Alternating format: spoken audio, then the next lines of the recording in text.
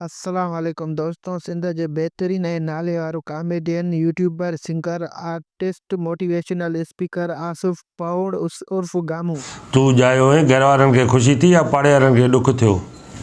खुशी थींदी ज़ाहिर आहे, घर में ॿार ॼाओ त खुशी थींदी। हे ॿाहिरि जायो।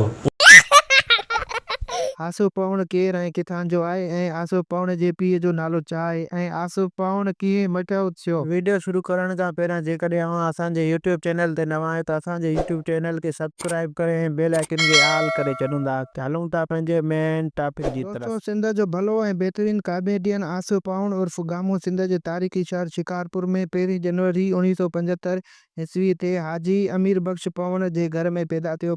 बुनियादी तालीम शिकारपुर में हासिल करण बाद ज़री यूनिवर्सिटी अंजाम मां BBA जी डिग्री हासिल कई। बाद में कराची शहर में सिंधी सैटेलाइट चैनल कशिश टीवी जे मज़ाहिया प्रोग्राम डेबी ब्रदर्स में गामूअ जे किरदार तौरु मशहूरु थियो।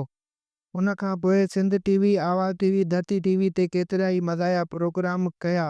जग मशहूरु मज़ाहिया प्रोग्राम राफ्टर हाउस में कमु करण खां पोइ पूरी दुनिया में मशहूरु थियो। हिन वक़्तु सोशल मीडिया ते पंहिंजे यूट्यूब चैनल गामू ऑफिशियल ते कमु करे रहियो आहे। संदसि बूंडे ॾियण वारो अंदाज़ तमामु घणनि पसंदि कयो वञे थो।